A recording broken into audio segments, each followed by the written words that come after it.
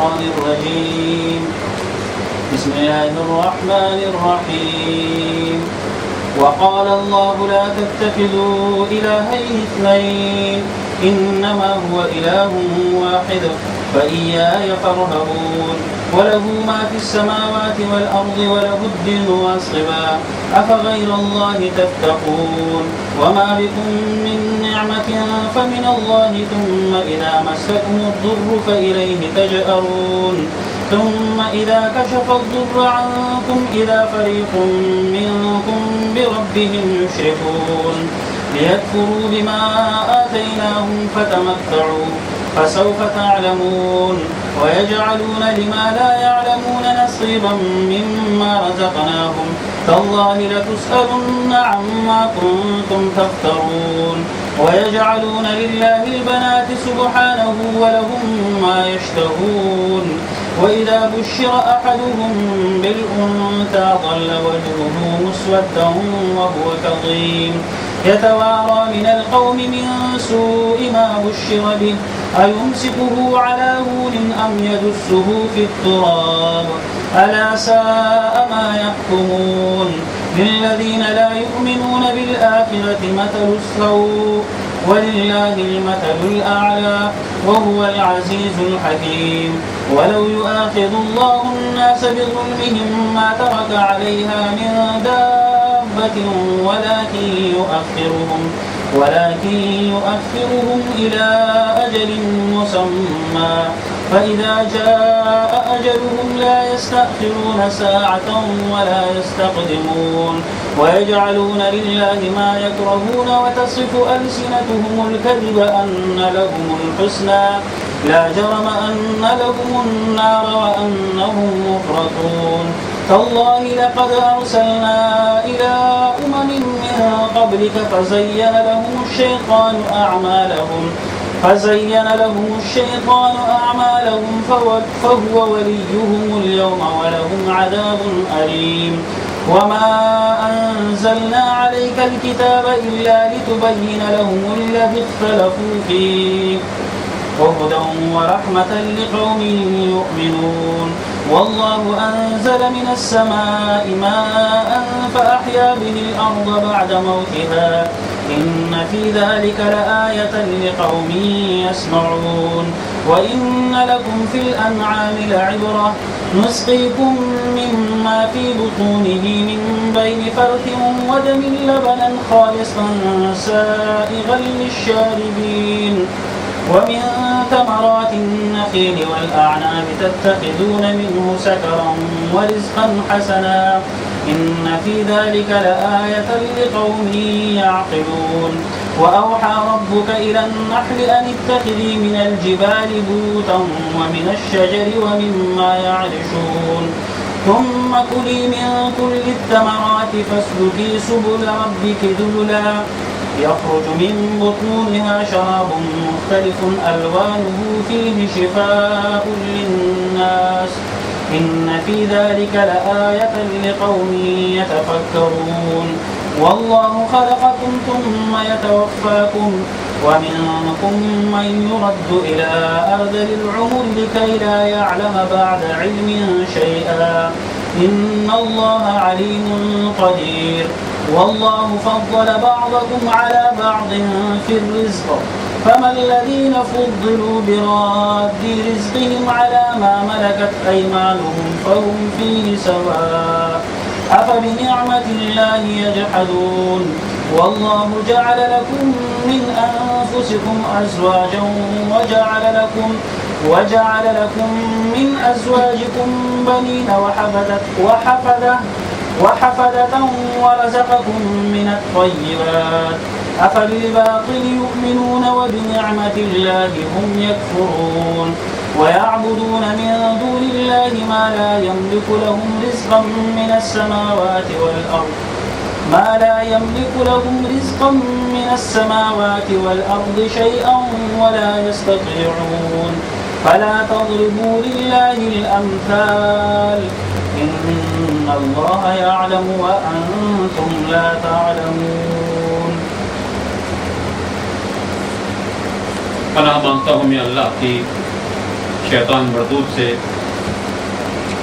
اللہ کے نام سے جو بڑا مہربان نہایت رحم والا ہے۔ اللہ کا فرمان ہے کہ دو خدا نہ بنا لو، خدا تو بس ایک ہی ہے، لہذا تم مجھی سے ڈرو، اسی کا ہے وہ سب کچھ جو آسمانوں میں ہے اور جو زمین میں ہے، اور خالصاً اسی کا دین ساری کائنات میں چل رہا ہے۔ پھر کیا اللہ کو چھوڑ کر تم کسی اور سے تقویٰ کرو گے؟ تم کو جو نعمت بھی حاصل ہے اللہ ہی کی طرف سے ہے۔ پھر جب کوئی سخت وقت تم پر آتا ہے تو تم لوگ خود اپنی فریادیں لے کر اسی کی طرف دوڑتے ہو، مگر جب اللہ اس وقت کو ٹال دیتا ہے تو یکایک تم میں سے ایک گروہ اپنے رب کے ساتھ دوسروں کو اس مہربانی کے شکریہ میں شریک کرنے لگتا ہے تاکہ اللہ کے احسان کی ناشکری کرے۔ اچھا مزے کر لو، عنقریب تمہیں معلوم ہو جائے گا۔ یہ لوگ جن کی حقیقت سے واقف نہیں ہیں، ان کے حصے ہمارے دیے ہوئے رزق میں سے مقرر کرتے ہیں۔ خدا کی قسم ضرور تم سے پوچھا جائے گا کہ یہ جھوٹ تم نے کیسے گڑھ لیے تھے۔ یہ خدا کے لیے بیٹیاں تجویز کرتے ہیں، سبحان اللہ، اور ان کے لیے وہ جو یہ خود چاہیں۔ جب ان میں سے کسی کو بیٹی کے پیدا ہونے کی خوشخبری دی جاتی ہے تو اس کے چہرے پہ کلونس چھا جاتی ہے اور وہ بس خون کا سا گھونٹ پی کر رہ جاتا ہے، لوگوں سے چھپتا پھرتا ہے۔ اس سے بری خبر کے بعد کیا کسی کو منہ دکھائے؟ سوچتا ہے کہ ذلت کے ساتھ بیٹی کو لیے رہے یا مٹی میں دبا دے۔ دیکھو کیسے برے حکم ہیں جو یہ خدا کے بارے میں لگاتے ہیں۔ بری صفات سے متصل کیے جانے کے لائق تو وہ لوگ ہیں جو آخرت کے یقین نہیں رکھتے۔ رہا اللہ تو اس کے لیے سب سے برتر صفات ہیں، وہی تو سب پر غالب و حکمتوں میں کامل ہے۔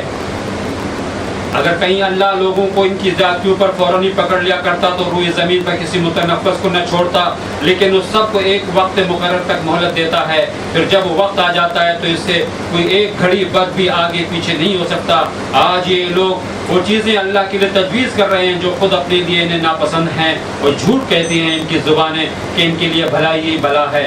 ان کے لیے تو ایک ہی چیز ہے، وہ ہے دوزخ کی آگ، ضرور یہ سب سے پہلے اس میں پہنچائے جائیں گے۔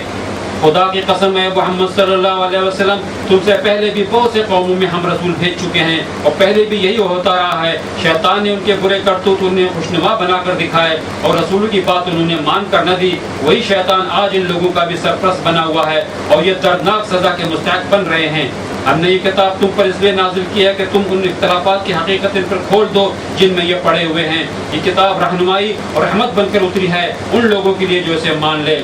تم ہر برسات میں دیکھتے ہو کہ اللہ نے آسمان سے پانی برسایا اور یکایک مردہ پڑی ہوئی زمین میں اس کی بدولت جان ڈال دی۔ یقیناً اس میں ایک نشانی ہے سننے والوں کے لیے، اور تمہارے لیے مویشوں میں بھی ایک سبق موجود ہے۔ ان کے پیٹ سے گوبر اور خون کے درمیان ہم ایک چیز تمہیں پلاتے ہیں، یعنی خالص دودھ جو پینے والوں پر نہایت خوشگوار ہے۔ اسی طرح کھجور کے درختوں اور انگور کے بیلوں سے بھی ہم ایک چیز تمہیں پلاتے ہیں جسے تم نشاور بھی بنا لیتے ہو، اور پاک رزق بھی۔ یقیناً اس میں ایک نشانی ہے عقل سے کام لینے والوں کے لیے۔ اور دیکھو تمہارے رب نے شہد کی مکھی پر بھی یہ بات وحی کر دی کہ پہاڑوں میں، درختوں میں اور ٹٹیوں پر چڑھائی ہوئی بیلوں میں اپنے چھتے بنا اور ہر طرح کے پھلوں کا رس چوس اور اپنے رب کی ہموار کی ہوئی راہوں پر چلتی رہے۔ اس مکھی کے اندر سے رنگ برنگ کا ایک شربت نکلتا ہے جس میں شفا ہے لوگوں کے لیے۔ یقیناً اس میں ایک نشانی ہے ان لوگوں کے لیے جو غور و فکر کرتے ہیں۔ اور دیکھو اللہ نے تم کو پیدا کیا، پھر وہ تم کو موت دیتا ہے اور تم میں سے کوئی بدترین عمر کو پہنچا دیا جاتا ہے تاکہ سب کچھ جاننے کے بعد پھر کچھ نہ جانے۔ حق یہ ہے کہ اللہ ہی علم میں بھی کامل ہے اور قدرت میں بھی۔ اور دیکھو اللہ نے تم میں سے بعض کو بعض پر رزق میں فضیلت عطا کی ہے۔ پھر جن لوگوں کو یہ فضیلت دی گئی ہے وہ ایسے نہیں ہے کہ اپنا رزق اپنے غلاموں کی طرف پھیر دیا کرتے ہوں تاکہ دونوں اس رزق میں برابر کے حصے دار بن جائیں۔ تو کیا اللہ ہی کا احسان ماننے سے ان لوگوں کو انکار ہے؟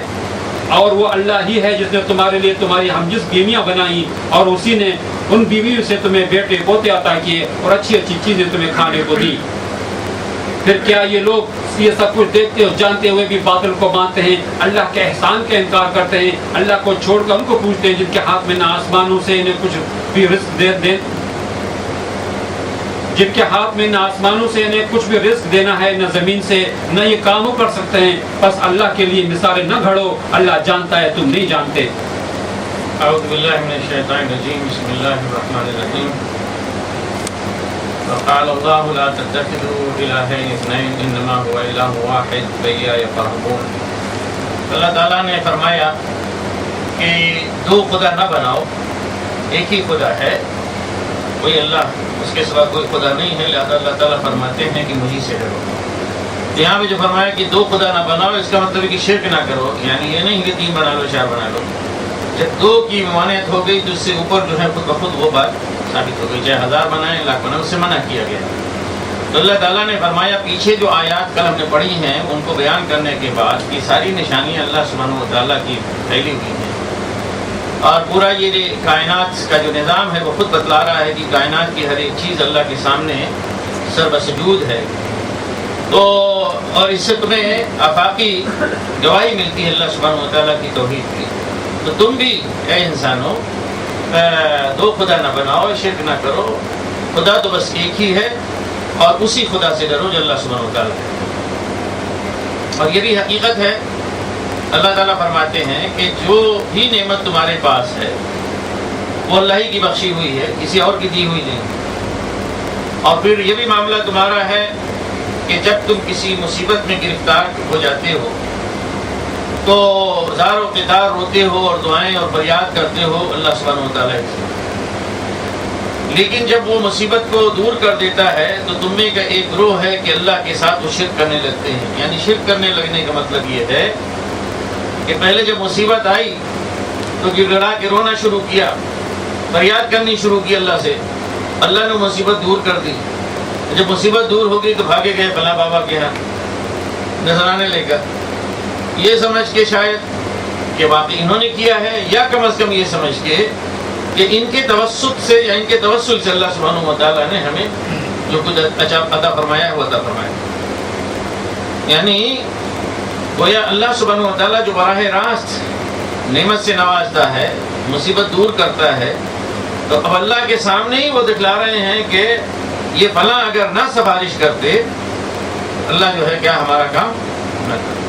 تو یہ شرک ہے.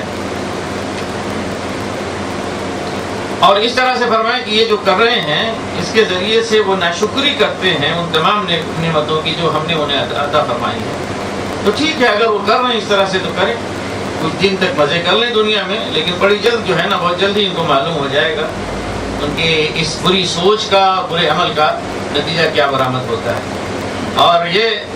کہ بتایا کہ جو کچھ رزق ہم نے دیا ہے اس میں وہ دوسروں کے لیے حصے متعین کر لیتے ہیں.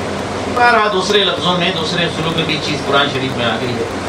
یہ مشرک میں مبتلا قوموں کی ہمیشہ یہ آفت اور مصیبت رہی ہے کہ ہر ایک چیز تو دیتا ہے اللہ سبحانہ و تعالیٰ. کہ فصل کٹتی ہے، فصل تیار ہوئی تو پتہ چلا کہ فوراً پہلے خود بھی کھانے سے پہلے لے کے پہنچ گئے فلاں مزار پر، فلاں درگاہ میں، فلاں پیر کے یہاں، فلاں بابا کے یہاں. ان کا یہ قصہ ہے، متعین کر دیتے ہیں. نہیں اگر ہے متعین کیا تو یہ سمجھتے ہیں کہ یہ سب کچھ تباہ ہو جائے گا. حتیٰ کہ اپنا خود بھی نہیں کھاتے، اپنے بال بچوں کو بھی نہیں کھلاتے. پہلی فصل جو کاٹتے ہیں تو وہ لے جا کے کسی کے یہاں پہنچا کر آتے ہیں. اس طرح سے گویا اللہ کی بخشی ہوئی نعمت جس پہ صرف اور صرف اللہ ہی کا شکر ادا کیا جانا چاہیے، وہ دوسروں کو لے جا کر دیتے ہیں. تو اس کا مطلب کیا ہے کہ وہ گویا اپنے عمل سے یہ بتلا رہے ہوتے ہیں کہ اس نعمت کے دینے میں یا نعمت انہی سے ملی ہوئی ہے، یا ان کا کم از کم یہ ہے کہ ان کا تعاون اور ان کی مدد، ان کا وسیلہ جو ہے وہ شامل ہے.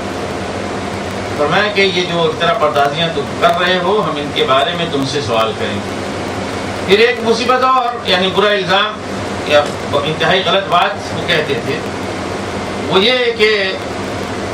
اللہ سبحانہ و تعالیٰ کے لیے وہ رشتہ داریاں قرار دیتے تھے. خاص طور سے فرشتوں کے بارے میں ان کا یہ خیال تھا کہ اللہ کی بیٹیاں ہیں. اور دنیا والوں نے جتنی بھی اور بھی بنائی چیزیں تو فلوم دیویاں بنائی، دیوتے جو ہے نا کم بنائے. دیویاں تو براہ راست اللہ کی بیٹیاں ہیں اور دیوتا کہیں اور کے ہیں. فرمایا کہ وہ یجعلون للہ البنات سبحانہ، یہ اللہ کے لیے بیٹیاں طے کرتے ہیں. سبحان اللہ، اللہ پاک ہے اس سے. وَلَهُم مَا يَشْتَهُونَ، اور خود اپنے لیے تو وہ چیز ہے کہ جو وہ چاہتے ہیں. تو یہاں پہ حقیقت میں اللہ سبحانہ و تعالیٰ بیٹی اور بیٹے کے درمیان کوئی امتیاز نہیں کر رہے ہیں کہ کوئی اچھا ہے کوئی کمتر ہے، ایسی بات نہیں ہے. خود عربوں کے رویے سے وہ یہ بتلا رہے ہیں کہ ایک چیز جو تم اپنے لیے ناپسند کرتے ہو اسی چیز کو تم اللہ کے لیے کیسے پسند کرتے ہو. اللہ کے لیے تو تم بیٹیاں گھڑو کہ اس کے پاس بیٹیاں ہی بیٹیاں ہیں، اور ان بیٹیوں کو جو جنہیں دنیا جو ہے دیوی کے نام سے یاد کرتی ہے خوش کر دو تو ابا جان تو خوشی ہو جائیں گے، منا لیں گے. اور اپنے لیے تم وہ رکھتے ہو جو تمہیں پسند ہے یعنی بیٹے. تو فرمایا کہ ان کا معاملہ یہ ہے کہ وَإِذَا بُشِّرَ أَحَدُهُم بِالْأُنثَىٰ ظَلَّ وَجْهُهُ مُسْوَدًّا وَهُوَ كَظِيمٌ، کہ ان میں سے جب کسی کو یہ بشارت دی جاتی ہے کہ آپ کے گھر میں بچی پیدا ہوئی ہے تو اس کا چہرہ جو ہے نا کالا پڑ جاتا ہے، پھیکا پڑ جاتا ہے، کالا پڑ جاتا ہے، اور جیسے خون کے گھونٹ پی رہا ہے. یہ کہاں سے مصیبت آ گئی نازل. آج بھی یہ دنیا میں بہت ساری جگہوں پہ یعنی مصیبت ہے. تو دوسروں کے ہاں ہو تو ہو، لیکن یہ کم از کم یہ کہ مسلمانوں میں تو نہیں ہونا چاہیے. بیٹا ہوتا ہے، بہت سارے لوگوں کا رویہ یہ کہ بیٹا ہوتا ہے تو بڑی خوشی کا اظہار کرتے ہیں، بڑا فخر کرتے ہیں، سب کو بتاتے ہیں. بیٹی ہوئی تو چپکے سے رہ گئے، اور اگر لگاتار 2-3 بیٹیاں ہو گئی تو پھر پوچھیے مت کیا صورتحال ہوتی ہے. حالانکہ یہ اللہ کی بہت بڑی نعمت ہے. اور بہرحال یعنی بیٹیاں جو ہیں نا وہ اللہ کی رحمت ہے جس گھر میں آئیں. اور آدمی اگر ان کی یعنی تعلیم و تربیت کرے، ان سے محبت کرے، ان کو مقام مرتبہ دے، ان کی تعلیم و تربیت کرے اور ادب سکھلا کے ان کی شادی بیاہ کرے، تو حقیقت میں کیا ہے کہ لڑکیاں ان کی یہ تربیت، ان کی یہ ذمہ داری نبھانا، یہ جنت میں داخلے کا کیا ہے ٹکٹ. مجھے اگر آپ حضرات اجازت دیں تو میں بتاؤں اپنی ذاتی بات. مجھ سے میری ایک اسٹوڈنٹ لڑکی نے پوچھا، باتیں ایسی کلاس میں ہو رہی تھی تو مذاق میں لڑکوں کے بارے میں نے کچھ ایسی بات کہہ دی کہ جس میں لڑکیوں نے سمجھا کہ شاید میں ان کا مقام مرتبہ کا جو ہے کم کر رہا ہوں. تو انہوں نے جو ہے جواب دینا شروع کیا، نہیں سر، لڑکیاں جو ہے نا لڑکوں سے زیادہ ذہین ہوتی ہیں اور تیز ہوتی ہیں. مسئلہ ذہانت کا تھا. میں نے کہا مجھے اس پہ نہیں پڑھنا ہے کہ ذہانت کی بات کتنی ذہین ہے کتنی نہیں ہے کیا ہے. میرے لیے صرف اتنا کافی ہے کہ میری ماں جو ہے نا وہ عورت تھی، اور میں اپنی ماں سے جو ہے ابا کے مقابلے میں زیادہ محبت کرتا ہوں. میری بیوی بھی عورت ہی ہے، اور میری لڑکیاں، لڑکے بھی ہیں، لڑکے اگر ناراض نہ ہو تو لڑکیاں جو ہے واقعی ہے کہ مجھے لڑکوں کے مقابلے میں زیادہ پسند ہے، وہی زیادہ میری خدمت کرتی ہیں. تو اس لیے ماں ہے، بیوی ہے، بہن ہے اور بیٹی ہے، اس حیثیت سے مجھے بہت زیادہ پسند ہے. اور بس اتنا کافی ہے. باقی وہ عقل اور یہ ساری چیزوں میں نہیں پڑھتا. تو الحمدللہ یعنی لڑکیاں، ان کا وجود جو ہے گھر میں باعث رحمت ہے اگر یہ سمجھ کے آپ کریں تو. ان کا معاملہ یہ تھا کہ لڑکی کی بشارت دی گئی تو چہرہ کالا پڑ گیا، اور فرماتے ہیں کہ یتوارا من القوم من سوء ما بشر به. اس کی نگاہ میں یہ جو بشارت ہے اتنی بری ہے، اس خوشخبری کو سن کے وہ اپنا چہرہ جو ہے نا اپنی قوم سے چھپتا پھرتا ہے. کہاں سے جا کے لوگوں کے سامنے آئے، بیٹی پیدا ہوئی،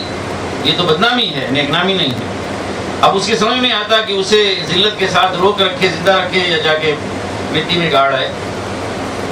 تو عربوں میں جو رواج تھا، واقعہ یہ ہے کہ بدبختی کی انتہا ہو گئی تھی.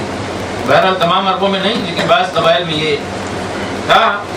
کہ لڑکیوں کو زندہ درگور جو ہے نا کر دیا کرتے تھے.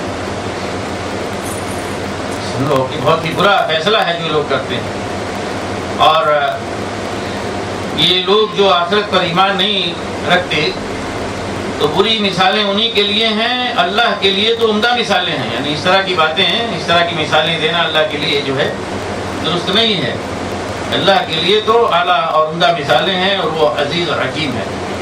پھر فرمایا کہ اگر اللہ لوگوں کے ظلم پر انہیں پکڑتا ہوتا فوراً، یعنی لوگ جو گناہ کرتے ہیں، سرکشی کرتے ہیں، بغاوت کرتے ہیں، معصیت کرتے ہیں اللہ کے مقابلے میں، اور ہر ظلم اور معصیت پہ اللہ تعالیٰ اگر یہ بنا لیتا کہ فوراً پکڑ لینا ہے، تو پھر یہ ہے کہ دنیا میں کوئی کیا ہے متنفس نہ بچتا، دنیا میں کوئی سانس لینے والا نہ بچتا. لیکن اللہ کا یہ معاملہ نہیں، اس نے پیدا کیا اس لیے کہ کسی کو جو ہے نا اس کا موقع ہی نہ دے، اور جہاں جس نے گناہ کیا فوراً اس کی گردن ناپ لے، ایسا نہیں ہے. بلکہ فرمایا ہے کہ اللہ تعالیٰ ایک متعینہ مدت تک کے لیے لوگوں کو رہنے کا موقع دیتا ہے، انہیں ٹالتا ہے اس مدت کے لیے جو مدت ان کے لیے اللہ تعالیٰ نے طے کی. لیکن جب وہ مدت آ جاتی ہے، ختم ہو گئی اور وقت آ جاتا ہے، تو اب وہ ایک لمحہ نہ آگے ہو سکتے ہیں نہ پیچھے ہو سکتے ہیں. آگے فرمایا کہ اے نبی صلی اللہ علیہ وسلم، خدا کی قسم کہ آپ سے پہلے ہم نے بہت ساری قوموں میں رسول بھیجے،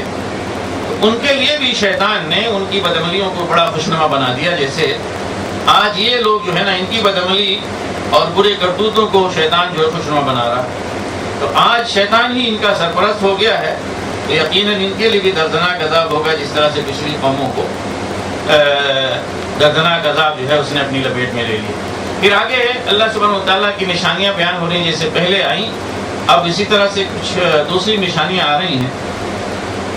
ان میں سے آیت نمبر 65 میں پہلی جو مثال ہے اس کے اندر ربوبیت کی بھی دلیل ہے اور ساتھ ہی ساتھ بعث بعد الموت یعنی مرنے کے بعد دوبارہ زندہ کر کے انسان اٹھائے جائیں گے, اور ان دونوں چیزوں کی دلیل ہے. فرمایا کہ واللہ انزل من السماء ماء فاحیا به الارض بعد موتها ان فی ذلک لآیۃ لقوم یسمعون. اللہ نے آسمان سے پانی نازل کیا اور پھر اس کے ذریعے سے زمین کو مردہ ہو جانے کے بعد پھر سے زندہ کیا. تو فرمایا کہ اس کے اندر بڑی نشانی ہے, ایک اہم نشانی ہے ان لوگوں کے لیے جو سنتے ہیں, غور سے سنتے ہیں, اس سے فائدہ اٹھاتے ہیں. تو کیا ہے کہ دیکھیں ہر سال یہ منظر ہم دیکھتے ہیں, ہر سال ایسا ہوتا ہے کہ زمین مر جاتی ہے. یعنی ایک وقت آتا ہے کہ بالکل زمین سوکھ جاتی ہے, گرمی کا موسم آتا ہے, اس کے اوپر گھاسیں بالکل ختم ہو جاتی ہیں, اور بے شمار گھاسیں تو پہلے ہی ختم ہو جاتی ہیں, اور گرمی آتے آتے جب لو چلتی ہے تو ساری کی ساری گھاسیں ختم ہو جاتی ہیں.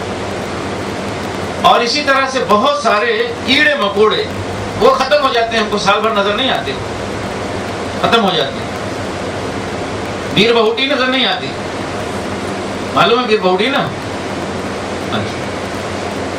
تو یہ جو ہے جو ہی بارش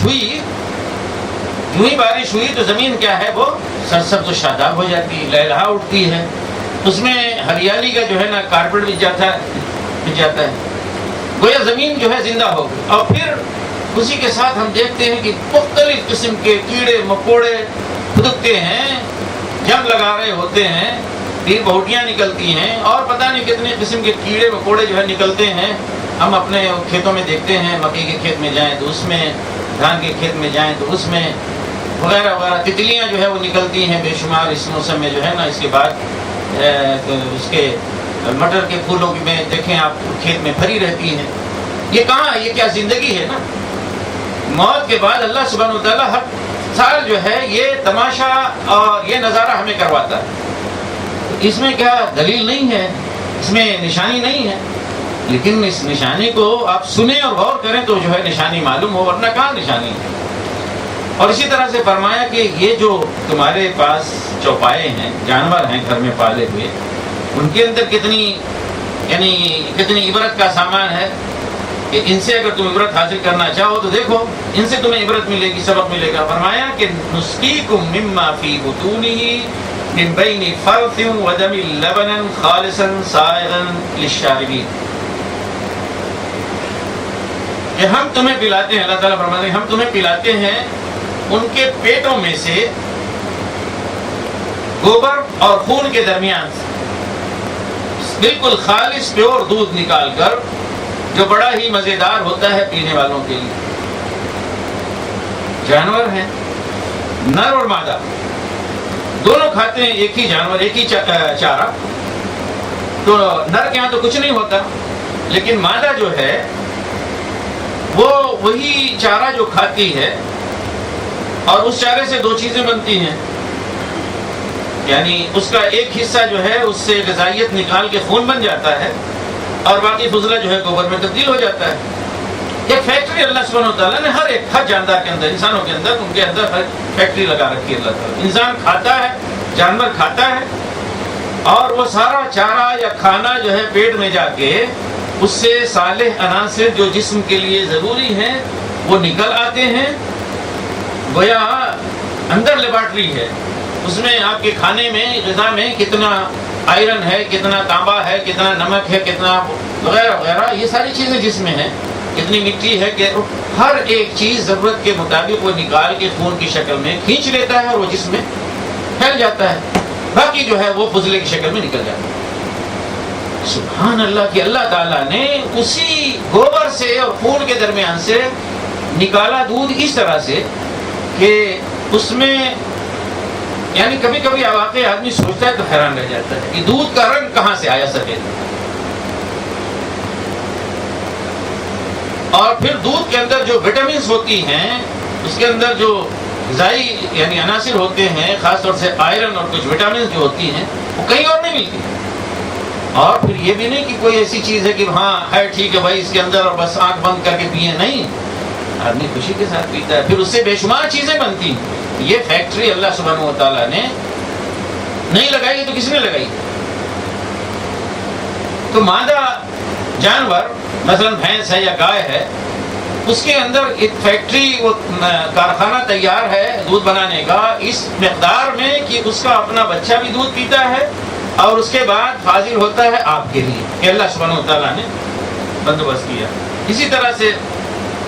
کھجور ہے اور انگور ہیں، ان کے پھل جو اصلاً تو ہے رزق حسن، لیکن اس سے لوگ جو ہے نا نشہ اور چیز بھی استعمال کرتے ہیں۔ مطلب یہ ہے کہ ان کے اندر یہ ایسی چیز ہوتی ہے کہ اس کو اگر خمیر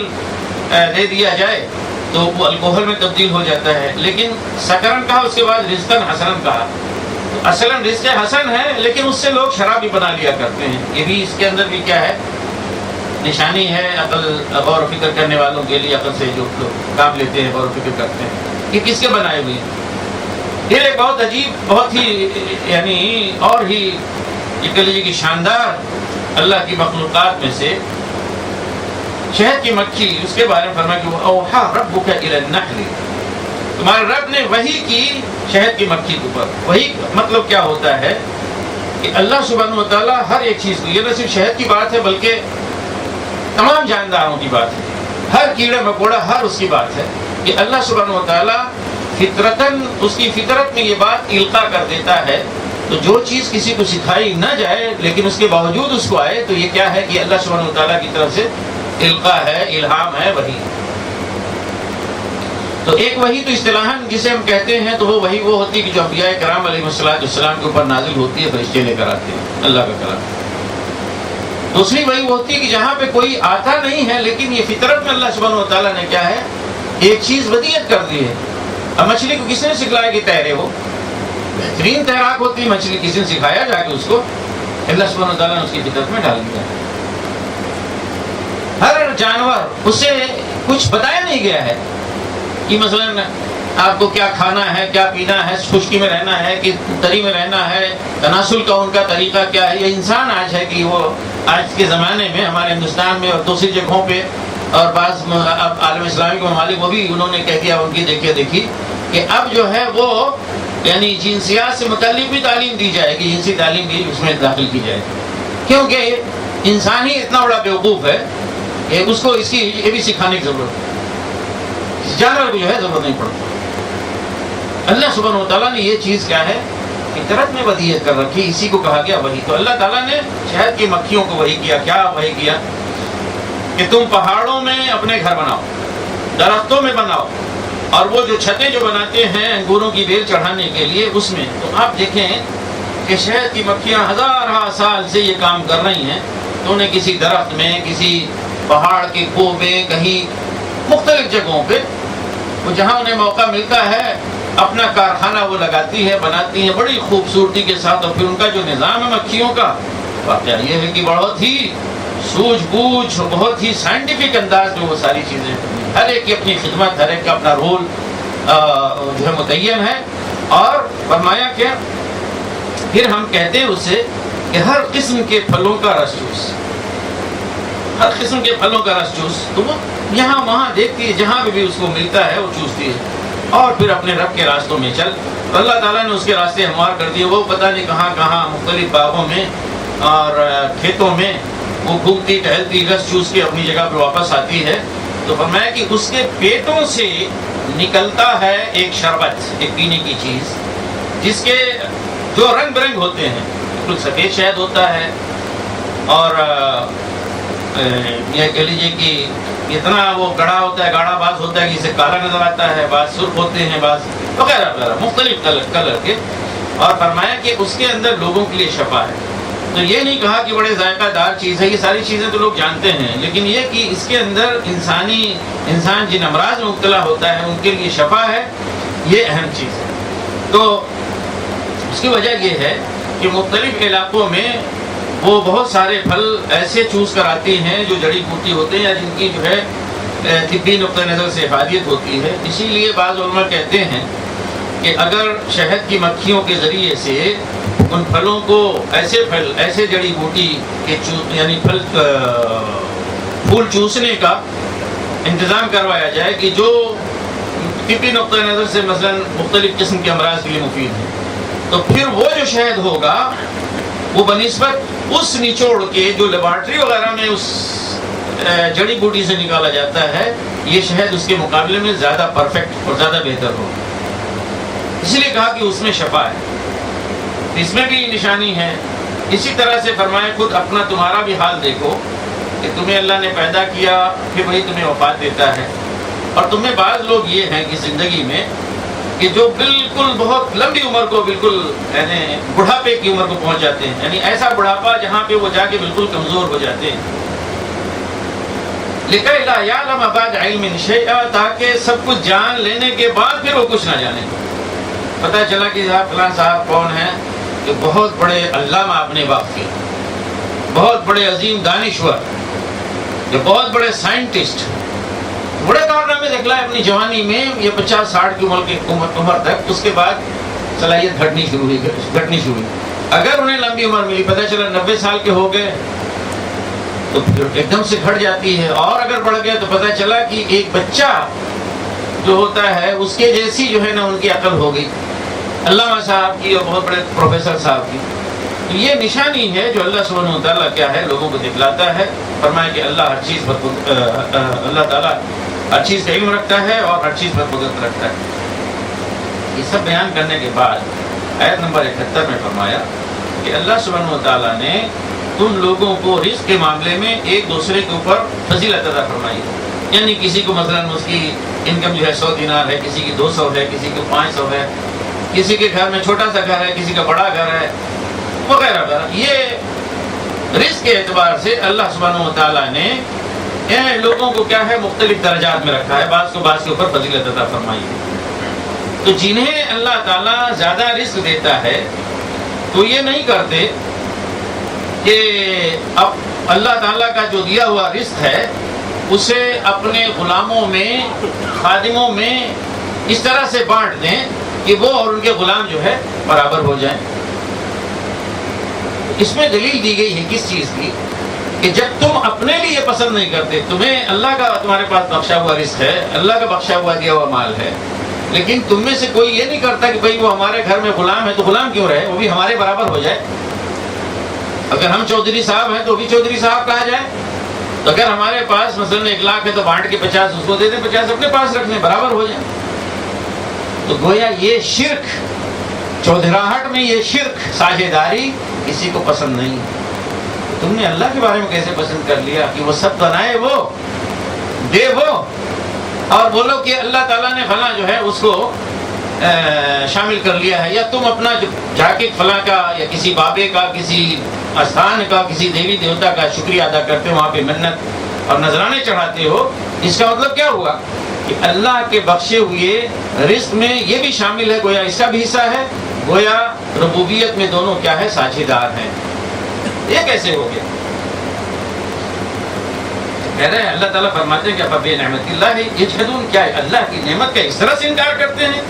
اور یہ بھی فرمایا نعمت اللہ کی کہ تمہارے اپنے ہی جن سے اللہ نے تمہارے جوڑے بنائے، اور پھر تمہارے اپنے بیویوں سے اللہ تعالیٰ نے تمہیں عطا کیے بیٹے، پھر ان کے بعد پوتے، اور تمہیں بہت ہی پاکیزہ، بہت سارے پاکیزہ رزق جو ہے عطا فرمائے. تو پھر کیا ہے، یہ ساری چیزیں حاصل کرنے کے بعد تم لوگ باطل کو مانتے ہو اور اللہ کی نعمت کا جو ہے انکار کرتے ہو، اس کی ناشکری کرتے ہو. تو فرمایا کہ ان لوگوں کا معاملہ یہ ہے کہ ایسے لوگوں کو اللہ کو چھوڑ کر ایسے لوگوں کو پوجتے ہیں جو ان کے لیے نہ آسمانوں میں اور نہ ہی زمین میں کوئی رزق دینے پر قدرت رکھتے اور نہ ہی ایسا کر سکتے ہیں. لہذا اے لوگو، اللہ کے لیے تم اس طرح کی غلط مثالیں نہ بیان کرو. اللہ جانتا ہے، تم لوگ نہیں جانتے. ضرب الله مثلا عبدا مملوكا لا يقدر على شيء ومن رزقناه منا رزقا حسنا فهو ينفق منه سرا وجهرا هل يستوون الحمد لله بل أكثرهم لا يعلمون وضرب الله مثلا رجلين أحدهما أبكم لا يقدر على شيء وهو كل على مولاه أينما يوجهه لا يأتي بخير هل يستوي هو ومن يأمر بالعدل وهو على صراط مستقيم ولله غيب السماوات والأرض وما أمر الساعة إلا كلمح البصر أو هو أقرب إن الله على كل شيء قدير والله أخرجكم من بطون أمهاتكم لا تعلمون شيئا وجعل لكم السمع والأبصار والأفئدة لعلكم تشكرون ألم يروا إلى الطير مسخرات في جو السماء ما يمسكهن إلا الله إن في ذلك لآيات لقوم يؤمنون والله جعل لكم من بيوتكم سكنا وجعل لكم من جلود الأنعام بيوتا تستخفونها يوم ضعنكم ويوم إقامتكم ومن أصوافها وأوبارها وأشعارها أثاثا ومتاعا إلى حين والله جعل لكم مما خلق ظلالا وجعل لكم من الجبال أكنانا وجعل لكم سرابيل تقيكم الحر وسرابيل تقيكم بأسكم كذلك يتم نعمته عليكم لعلكم تسلمون فإن تولوا فإنما عليك البلاغ المبين يعرفون نعمة الله ثم ينكرونها وأكثرهم الكافرون ويوم نبعث من كل أمة شهيدا ثم لا يؤذن للذين كفروا ولا هم يستعتبون وإذا رأى الذين ظلموا العذاب فلا يخفف عنهم ولا هم ينظرون وإذا رأى الذين أشركوا شركاءهم قالوا ربنا هؤلاء شركاؤنا الذين كنا ندعو من دونك فألقوا إليهم القول إنكم لكاذبون وألقوا إلى الله يومئذ السلم وضل عنهم ما كانوا يفترون الذين كفروا وصدوا عن سبيل الله زدناهم عذابا فوق العذاب بما كانوا يفسدون ويوم نبعث في كل أمة شهيدا عليهم من أنفسهم وجئنا بك شهيدا على هؤلاء ونزلنا عليك الكتاب تبيانا لكل شيء وهدى ورحمة وبشرى للمسلمين. اللہ ایک مثال دیتا ہے، ایک تو ہے غلام جو دوسرے کا مملوک ہے اور خود کوئی اختیار نہیں رکھتا، دوسرا شخص ایسا ہے جسے ہم نے اپنی طرف سے اچھا رزق عطا کیا ہے اور اس میں سے کھلے اور چھپے خوب خرچ کرتا ہے. بتاؤ کیا یہ دونوں برابر ہیں؟ الحمدللہ، مگر اکثر لوگ اس سیدھی بات کو جانتے نہیں. اللہ ایک اور مثال دیتا ہے، دو آدمی ہیں، ایک گونگا بہرا جو کوئی کام نہیں کر سکتا، اپنے آقا پر بوجھ بنا ہوا ہے، جدھر بھی اسے بھیجے کوئی بڑا کام اس سے نہ بن پائے. دوسرا شخص ایسا ہے کہ انصاف کا حکم دیتا ہے اور خود راہ راست پر قائم ہے. بتاؤ کیا یہ دونوں یکساں ہیں؟ اور زمین و آسمان کے پوشیدہ حقائق کا علم تو اللہ ہی کو ہے، اور قیامت کے برپا ہونے کا معاملہ کچھ دیر نہ لے گا مگر بس اتنی کہ جس میں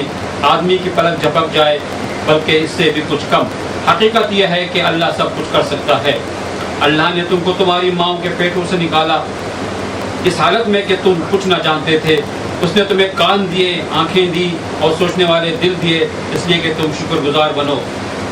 کیا ان لوگوں نے کبھی پرندوں کو نہیں دیکھا کہ فضائے آسمانی میں کس طرح مسخر ہیں؟ اللہ کے سوا کس نے ان کو تھام رکھا ہے؟ اس میں بہت سی نشانیاں ان لوگوں کے لیے جو ایمان لاتے ہیں. اللہ نے تمہارے لیے تمہارے گھروں کو جائے سکون بنایا. اس نے جانوروں کی کھالوں سے تمہارے لیے ایسے مکان پیدا کیے جنہیں تم سفر اور قیام دونوں حالتوں میں ہلکا پاتے ہو. اس نے جانوروں کے سوکھ اور اون اور بالوں سے تمہارے لیے پہننے اور برتنے کے بہت سی چیزیں پیدا کی. جو زندگی کی مدت مقررہ تک تمہارے کام آتی ہیں۔ اس نے اپنی پیدا کی ہوئی بہت سی چیزوں سے تمہارے لیے سائے کا انتظام کیا، پہاڑوں میں تمہارے لیے پناہ گاہیں بنائیں اور تمہیں ایسی پوشاکیں بخشی جو تمہیں گرمی سے بچاتی ہیں، اور کچھ دوسری پوشاکیں جو آپس کی جنگ میں تمہاری حفاظت کرتی ہیں۔ اس طرح وہ تم پر اپنی نعمتوں کی تکمیل کرتا ہے، شاید کہ تم فرما بردار بنو۔ اب اگر یہ لوگ منہ موڑتے ہیں تو اے محمد صلی اللہ علیہ وسلم تم پر صاف صاف پیغام حق پہنچا دینے کے سوا اور کوئی ذمہ داری نہیں ہے۔ یہ اللہ کے احسان کو پہچانتے ہیں پھر اس کا انکار کرتے ہیں، اور ان میں سے بیشتر لوگ ایسے ہیں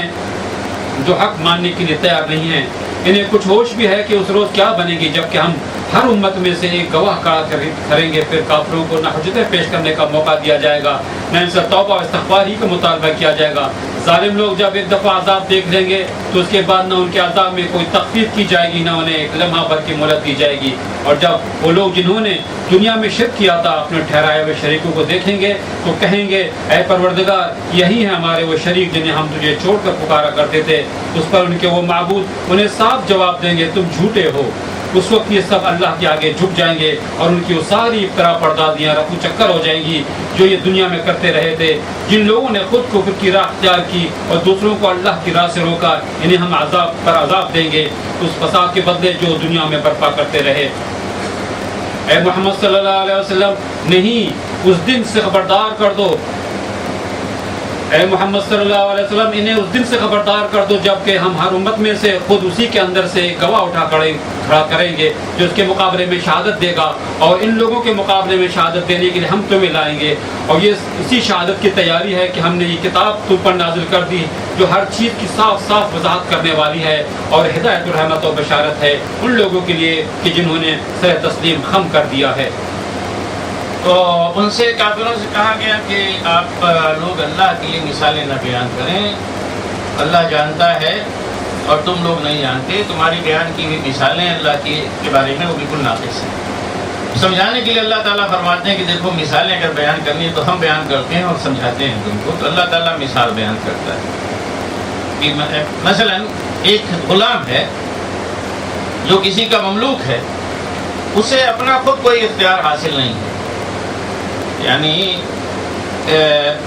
مملوک ہے تو یہ نہیں ہے کہ مملوک جو اس کا مالک ہے اس کے مال میں سے وہ کچھ جو ہے نا کسی دوسرے کو اٹھا کے دے دے، ایسا نہیں کر سکتا کہ بھائی میں یہ میرا مالک ہے، چونکہ اس کا میں کام کر رہا ہوں، اس کا مملوک ہوں، تو اٹھا کے جو ہے میں کسی کو دے دوں، ایسا نہیں ہو سکتا، مالک برداشت نہیں کرے گا۔ تو ایک طرف تو یہ مملوک ہے اور دوسری طرف وہ شخص ہے کہ جسے ہم نے اپنی طرف سے رزق حسن سے نوازا، یعنی فراوانی کے ساتھ اسے رزق عطا فرمایا، دولت دی، نعمت دی، اور اس میں سے وہ اب جو ہے کھلے چھپے خوب خرچ کرتا ہے اللہ کی راہ میں، تو کیا یہ دونوں برابر ہو جائیں گے؟ یعنی ایک آدمی مملوک ہے، کچھ بھی اس کے پاس نہیں ہے، دوسرا اس کے پاس بہت کچھ ہے، یہ دونوں برابر ہو جائیں گے؟ نہیں۔ الحمدللہ اس پہ شکر ادا کیا گیا کہ ہر حال میں جو بھی جواب ملے جہاں سے اچھے ہی جواب آئے گا۔ خاموش رہتے ہیں، ظاہر کفار خاموش رہے، کیونکہ اگر وہ کہتے ہیں تو اس سے اللہ سبحانہ وتعالیٰ کی توحید ثابت ہوتی ہے، ان کے دیوی دیوتاؤں کی بے وقتی اور بے بسی جو ہے ثابت ہوتی ہے، تو خاموش رہیں گے۔ تب بھی کہا گیا کہ آپ کی خاموشی اس بات کی دلیل ہے کہ آپ کے پاس کوئی جواب نہیں، لہٰذا الحمدللہ۔ اور اگر کہہ دیا جائے کہ نہیں دونوں برابر نہیں ہو سکتے تو بھی الحمدللہ، لیکن اس کے باوجود کیا ہے اکثر لوگ جانتے نہیں ہیں۔ کہ دوسری مثال فرمائے کہ اللہ تعالیٰ مثال بیان کرتا ہے دو آدمیوں کی، ایک آدمی گونگا ہے، کچھ بھی اس کے اختیار میں نہیں، اور وہ اپنے مالک کے اوپر بوجھ بنا ہوا ہے۔ یہ گونگا، اسے معلوم یہ ہو کہ گونگا ہی صرف نہیں ہے بلکہ ایک غلام ہے اور گونگا غلام ہے، اور اس کے ہاتھ میں کچھ ہے نہیں، اپنے مالک کے اوپر ایک بوجھ بنا ہوا ہے، جہاں کہیں بھی اسے بھیجے کوئی چیز بھلائی کی لے کر نہ آئے، کوئی سے کام نہیں بنتا۔ اور دوسرا وہ شخص کہ جو عدل اور انصاف کی بات کرتا ہے، یعنی اس کا مطلب ہے کہ اس کی تمام صلاحیتیں موجود ہیں، وہ گونگا بہرا نہیں ہے، اس کی تمام صلاحیتیں موجود ہیں، اور عدل و انصاف کا وہ حکم دیتا ہے، اور جب حکم دیتا ہے تو اس کا مطلب یہ ہے کہ عدل و انصاف پر وہ عمل پیرا بھی ہے۔ کیا یہ دونوں برابر ہو سکتے ہیں؟ نہیں برابر ہو سکتے۔ صراط مستقیم پر تو وہ شخص ہوگا کہ جو عدل اور انصاف کی بات کرتا ہے۔ فرمایا کہ آسمان اور زمین کا سارا غیب اللہ ہی کا ہے، اور رہے گی قیامت کی بات تو یہ معاملہ تو ایسا ہے کہ یہ جب واقع ہوگی اور اللہ سبحانہ وتعالیٰ اس سے واقع کرے گا تو اسی طرح سے جس طرح سے تم آنکھ اپنی پلک جھپکاتے ہو، پلک جھپکنے میں وہ سارا معاملہ جو ہے نا ہو جائے گا، اور یہ کائنات درہم برہم ہو کے قیامت ہو جائے گی، اور اللہ ہر چیز پر قدرت رکھتا ہے۔ پھر انسانوں کو کہا کہ ذرا دیکھو اللہ کی قدرت سے کیوں یعنی یہ چیزیں تم بہت ہی بعید سمجھتے ہو کہ وہ مرنے کے بعد دوبارہ لوگوں کو زندہ کرے گا۔ فرمایا کہ اللہ نے تم لوگوں کو تمہاری ماؤں کے پیٹوں سے نکالا اس حال میں کہ لا تعلمون شیئا، تم کچھ نہیں جانتے۔ تو انسانی وجود، انسانی بچہ، یہ تو بالکل جانی پہچانی حقیقت ہے کہ جتنے جاندار ہیں ان میں سب سے زیادہ کمزور ضعیف انسان کا بچہ ہوتا ہے، کہ اگر ماں باپ اس کے نہ رہیں تو واقعتاً کوئی یعنی چھوڑ دیا جائے تو وہ مر جائے گا، جی نہیں سکتا۔ اس کے برعکس جن کے ہاں یہ نہیں ہے کہ بھئی ماں باپ اس طرح کے دیکھنے والے انسانوں جیسے جانور ہیں، ان کے ہاں پتہ چلا بکری کے ہاں بچہ پیدا ہوا، فوراً وہ اٹھنے کی کوشش شروع کر دیتا ہے، اور 10-15 منٹ میں جو ہے وہ کھڑا ہو جاتا ہے، اور آدھا گھنٹہ میں وہ جہاں وہاں چھلانگ لگانا شروع کر دیتا ہے۔ یہی حال گائے کے بچے کو دیکھیں، گھوڑے کے بچے کو دیکھیں، ہر ایک کو دیکھیں، اور آپ انہیں پکڑ کے سکھائیں۔ وہ تو گھروں میں چونکہ پالتو جانور ہوتے ہیں تو انسان عذرائے شفقت جیسے اپنے بچوں کے ساتھ سب کرتے ہیں، تو سمجھتے ہیں کہ یہ بیچارے ان کو بھی نہیں معلوم ہے، مدد کریں، تو عذرائے شفقت پکڑ کے مثلا بھینس کے بچے کو لے جا کے بھینس کے تھن کے پاس کھڑا کر دیتے ہیں۔ ایسا نہیں ہے، اس کو یہ بھی وہی اللہ سبحانہ وتعالیٰ کی طرف سے ہوتی ہے، اسے معلوم ہے کہ اس کی خوراک کہاں ہے، اس کو بتانا نہیں پڑتا۔ یہ اللہ کی کیا ہے، فطری تعلیم ہے جو اللہ تعالیٰ نے جانوروں کو دی ہے، انسانوں کو نہیں دی ہے۔ تو فرمایا کہ تم اپنی ماؤں کے پیٹ سے تمہیں اللہ نے نکالا اس حال میں کہ تم کچھ نہیں جانتے، لیکن پھر جاننے کے لیے اللہ تعالیٰ نے کیا بندوبست کیا کہ وَجَعَلَ لَكُمُ السَّمْعَ وَالْأَبْصَارَ وَالْأَفْئِدَةَ، اللہ تعالیٰ نے کان، آنکھیں اور دل تمہیں دیے۔ یہ کیا ہیں؟ یہ ذرائع ہیں کہ جن کے ذریعے سے انسان علم حاصل کرتا ہے، چنانچہ ان ذرائع کو استعمال کر کے انسان تمام اللہ کی دوسری مخلوقات جو بچپن میں سب بہتر ہوتے ہیں انسان سے، بچپن میں پیدائش کے وقت سارے کے سارے کیا ہے انسان سے بہتر ہوتے ہیں صلاحیت کے اعتبار سے، لیکن یہ جو صلاحیتیں انسان کو ملی ہیں دوسروں کو نہیں ملی ہیں، تو ان کی وجہ سے انسان جو ہے دوسروں سے کیا ہے کہ آگے نکل جاتا ہے۔ لیکن واقعہ یہ ہے یہ جو صلاحیتیں اللہ تعالیٰ نے دی ہیں صرف اسی لیے نہیں دی ہیں کہ آپ دیکھیں تو کہیں کہ ہاں یہ گندم ہے، یہ جو ہے، یہ صلاحیتیں اسی لیے اللہ سبحانہ وتعالیٰ نے دی ہیں کہ آپ اپنے رب کو، اپنے خالق کو پہچانیں۔ لیکن انسان وہ تو دیکھتا ہے دائیں بائیں، 10 دینار کا نوٹ ہے، 20 دینار کا نوٹ ہے۔ آج ہمارے یہاں پاگل کوئی ہوتا، بچے اگر کوئی مثلا بیچارہ دیوانہ ہے، پاگل ہے، وقتاً پاگل ہوتا ہے، لیکن پیسہ وہ بھی جانتا ہے۔ اسے دیکھ لیں نا دینار، اور وہ بھی اس سے معلوم ہے کہ کون سا چھوٹا دینار ہے، کون سا بڑا دینار ہے۔ ہمارے یہاں ہے جیسے کہتے ہیں وہ گاندھی جی والا نوٹ چاہیے۔ ہمارے اپنے رشتہ داروں میں عزیزوں میں کوئی ہے جب گاندھی والا نوٹ چاہیے، اس کو معلوم ہے گاندھی جی والا نوٹ ہے نا۔ لیکن اللہ کو، خالق کو پہچاننا، یہ عقل مند لوگ جو بالکل اچھے اپنے ہوش و حواس میں ہے، شعور رکھتے ہیں، وہ بھی نہیں پہچانتے۔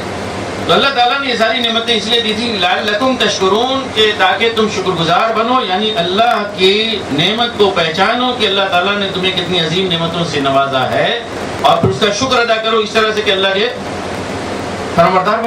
بن کر رہو۔ اور آگے بہت ساری اور بھی نشانیاں بنائی ہیں۔ تو پھر لیکن جو لوگ شرک کرتے ہیں اس کے باوجود، تو ان کے بارے میں اللہ تعالیٰ فرماتے ہیں کہ یہ تو عذاب میں گرفتار کیے جائیں گے۔ آیت نمبر 85 میں ہے کہ اور یہ ظالم لوگ جب عذاب کو دیکھ لیں گے، یہ ہے عذاب، یہ سزا ہے، تو پھر وہ سزا جو ہے جو دیکھیں گے وہ گھٹائی نہیں جائے گی، کم نہیں کی جائے گی، اور نہ ہی انہیں کوئی مہلت دی جائے گی۔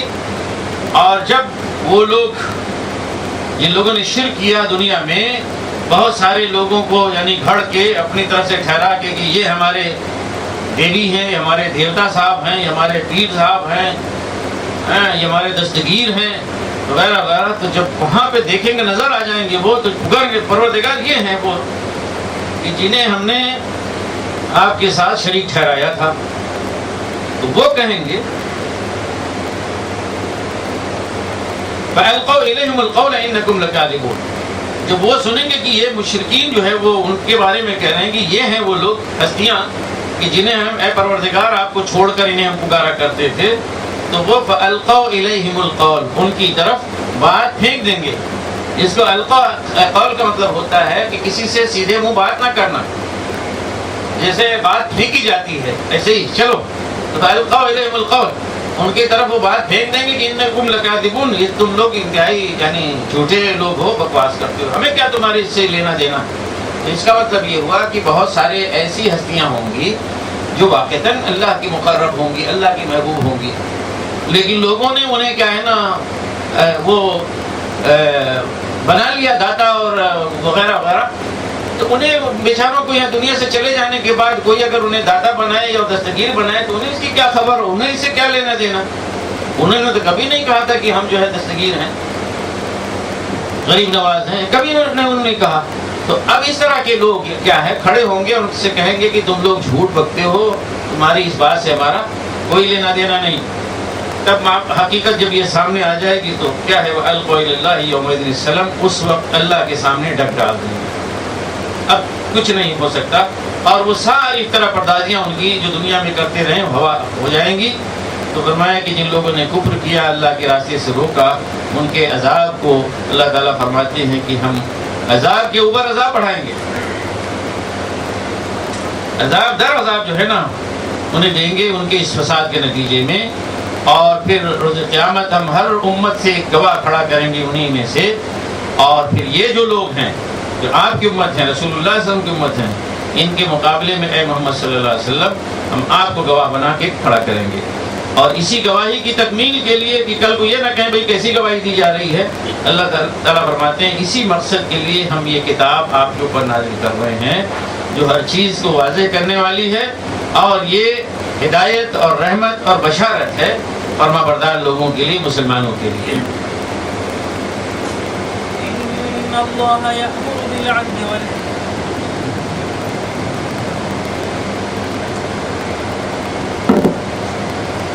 إن الله يأمر بالعدل والإحسان وإيتاء ذي القربى وينهى عن الفحشاء والمنكر والبغي يعظكم لعلكم تذكرون. وأوفوا بعهد الله إذا عاهدتم ولا تنقضوا الأيمان بعد توكيدها وقد جعلتم الله عليكم كفيلا إن الله يعلم ما تفعلون. ولا تكونوا كالتي نقضت غزلها من بعد قوة أنكاثا تتخذون أيمانكم دخلا بينكم أن تكون أمة هي أربى من أمة إنما يبلوكم الله به وليبينن لكم يوم القيامة ما كنتم فيه تختلفون. ولو شاء الله لجعلكم أمة واحدة ولكن يضل من يشاء ويهدي من يشاء ولتسألن عما كنتم تعملون. ولا تتخذوا أيمانكم دخلا بينكم فتزل قدم بعد ثبوتها وتذوقوا السوء بما صددتم عن سبيل الله ولكم عذاب عظيم. ولا تشتروا بعهد الله ثمنا قليلا إنما عند الله هو خير لكم إن كنتم تعلمون. ما عندكم ينفد وما عند الله باق ولنجزين الذين صبروا أجرهم بأحسن ما كانوا يعملون. من عمل صالحا من ذكر أو أنثى وهو مؤمن فلنحيينه حياة طيبة ولنجزينهم أجرهم بأحسن ما كانوا يعملون. فإذا قرأت القرآن فاستعذ بالله من الشيطان الرجيم إنه ليس له سلطان على الذين آمنوا وعلى ربهم يتوكلون. إنما سلطانه على الذين يتولونه والذين هم به مشركون. وإذا بدلنا آية مكان آية والله أعلم بما ينزل قالوا إنما أنت مفتر بل أكثرهم لا يعلمون قل نزله روح القدس من ربك بالحق ليثبت الذين آمنوا وهدى وبشرى للمسلمين ولقد نعلم أنهم يقولون إنما يعلمه بشر لسان الذي يلحدون إليه أعجمي وهذا لسان عربي مبين إن الذين لا يؤمنون بآيات الله لا يهديهم الله ولهم عذاب أليم إنما يفتري الكذب الذين لا يؤمنون بآيات الله وأولئك هم الكاذبون من كفر بالله من بعد إيمانه إلا من أكره وقلبه مطمئن بالإيمان ولكن من شرح بالكفر صدرا فعليهم غضب من الله ولهم عذاب عظيم ذلك بأنهم استحبوا الحياة الدنيا على الآخرة وأن الله لا يهدي القوم الكافرين أولئك الذين طبع الله على قلوبهم وسمعهم وأبصارهم وأولئك هم الغافلون لا جرم أنهم في الآخرة هم الخاسرون ثم إن ربك للذين هاجروا من بعد ما فتنوا ثم جاهدوا وصبروا إن ربك من بعدها لغفور رحيم.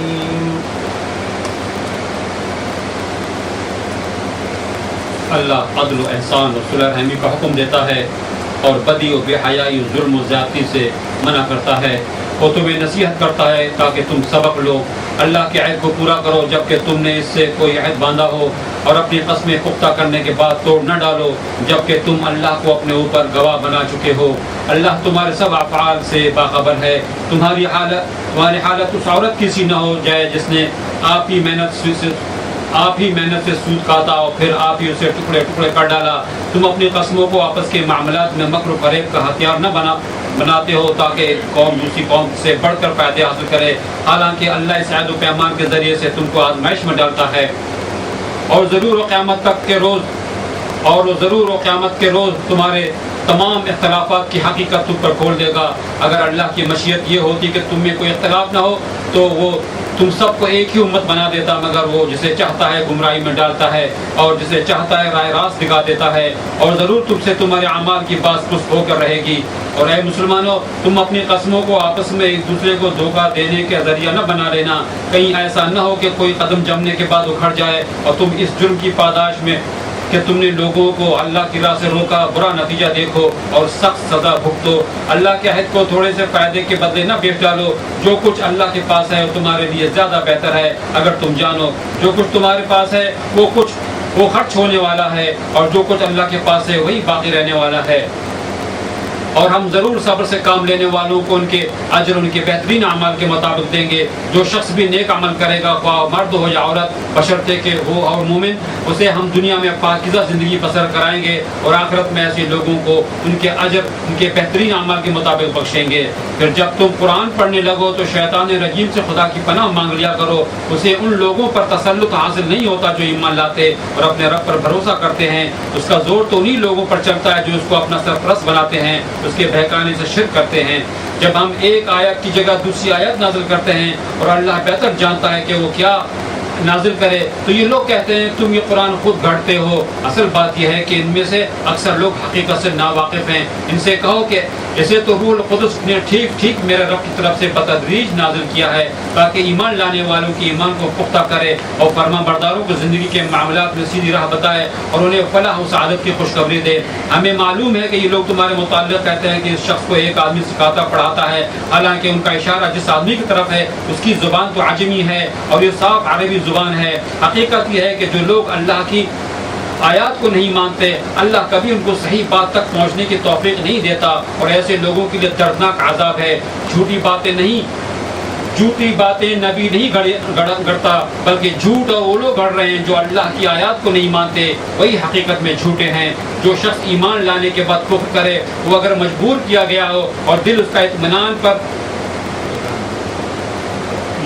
وہ اگر مجبور کیا گیا اور دل اس کا ایمان پر مطمئن ہو تب خیر، مگر جس نے دل کی رضامندی سے کفر کو قبول کر لیا اس پر اللہ کا غضب ہے، اور ایسے سب لوگوں کے لیے بڑا عذاب ہے۔ یہ اس لیے کہ انہوں نے آخرت کے مقابلے میں دنیا کی زندگی کو پسند کر لیا، اور اللہ کا قاعدہ ہے کہ وہ ان لوگوں کو راہ نجات نہیں دکھاتا جو اس کی نعمت کا کفران کریں۔ یہ وہ لوگ ہیں جن کے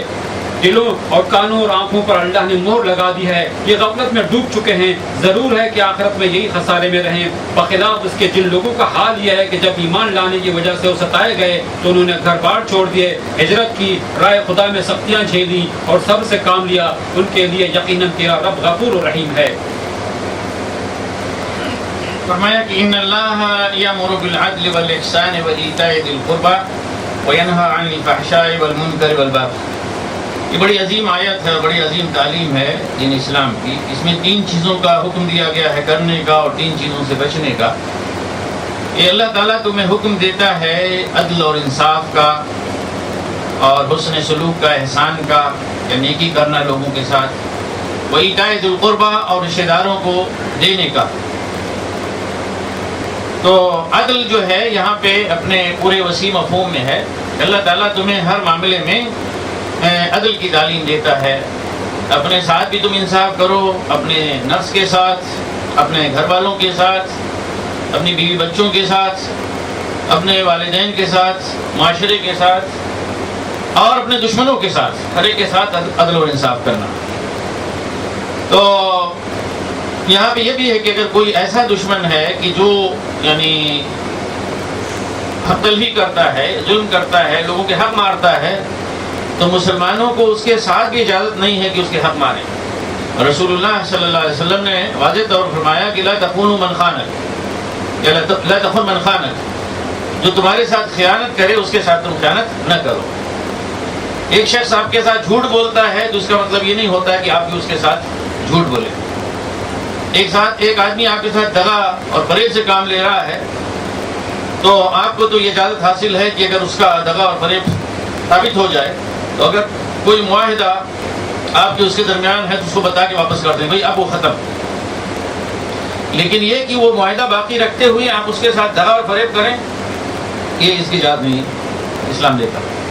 یعنی اسلام یہ تو برداشت کرتا ہے کہ دوسرے آپ کے ساتھ ظلم کرتے ہیں تو کریں، آپ دفاع کر سکتے ہیں، اس کے ساتھ ظلم نہیں کریں گے، ناانصافی نہیں کریں گے۔ کوئی بےایمانی کر رہا ہے تو کرے، آپ بےایمانی نہیں کریں گے۔ کوئی جھوٹ کر رہا ہے یا یہ کہ اور بھی نقصان پہنچانے کے لیے کوشش کر رہا ہے تو وہ کریں، لیکن آپ جو ہے یہ غلط کام جو ہے کوئی نہیں کر سکتے۔ یعنی مطلب یہ ہے کہ ہر حال میں اپنی اخلاقی برتری آپ کو باقی رکھنی ہے اور ثابت کرنی ہے، ورنہ ایک مسلم میں اور غیر مسلم میں کوئی فرق نہیں رہ جائے گا۔ اور اسی طرح سے احسان یعنی بھلائی کرنا، اور اس میں بھی یہ ہے کہ احسان کا مطلب یہ ہوتا ہے کہ ایک آدمی اپنی جو ذمہ داری ہے اس سے بڑھ کر کام کرے۔ مثلا آپ کو اگر یہ کہا گیا ہے کوئی کام کی اتنا کر دیجئے، اس سے زیادہ کر دیں۔ 8 گھنٹے کی ڈیوٹی ہے، 8.5 گھنٹے کر دیا اپنی خوشی سے۔ کسی کا کوئی حق بنتا ہے، آپ نے اسے مثلا بھائی یا بہن ان کا کچھ حق بنتا ہے، تو اب یہ نہیں کہ 20 روپے تو 20 ہی روپے گن کے دیں، 4 آنا جو ہے پڑھا نہیں سکتے، بلکہ وہ اس سے انہیں زیادہ دیں۔ اور اسی طرح سے یہ بھی ہے احسان اپنے لوگوں کے ساتھ کہ اگر ان کے اوپر آپ کا حق عائد ہوتا ہے تو یہ نہیں کہ پائی پائی لینے کے لیے بیٹھ جائیں۔ دینے میں تو آپ فیاض ہوں، لینے میں بھی آپ جو ہے فیاض اس طرح سے کہ اگر کچھ کم ہو تو کوئی اس کا شکوہ شکایت نہیں ہو، اپنے ہی لوگ ہیں۔ تو ماں باپ یا بھائی بہن ان کے ساتھ حسن سلوک، رشتہ داروں کے ساتھ حسن سلوک، یہ نہیں ہوتا کہ صاحب ایک ناپ تول کے دے دیا جائے کہ مثلا باپ ہے، اسے اور بھی کچھ ضرورت پڑ سکتی ہے، بوڑھا ہو گیا ہے، گھر پہ ہے، تو آپ کہیں نہیں آپ میں تو کھانا تو کھلا رہا ہوں آپ کو نا، گھر پہ کھانا بیٹھ کے کھا رہے ہیں۔ بھائی ان کے دل میں امنگ نہیں ہے کہ وہ اپنے ہاتھ سے، مثلا آج کل تو بہت سارے گاؤں میں بہت ساری جگہوں پہ باپ بڑھاپے میں بالکل بیچارے جو ہے نا بے دست و پا ہو جاتے ہیں۔ گھر میں بہویں آ گئیں اور بیٹے ان کے لڑکے ہیں یعنی پوتے پوتیاں ہو گئے، اب وہ ایک جو ہے نا وہ کیا ہے کہ ریٹائرڈ شخص اس کو کیا کہیں گے، اذکار رفتہ جو ہے نا، ان کو کونے میں بیٹھا دیا کہ بیٹھے رہیے، کھانا کھائیے صبح شام، اور اس کے بعد کیا ہے؟ یہ ہر ماں باپ کتنی بوڑھے ہو جائیں تو گھر میں جو ہیں ہے ہی ہیں، مان لیجیے ان کی بیٹیاں کہیں اور ہیں، مثال کے طور پر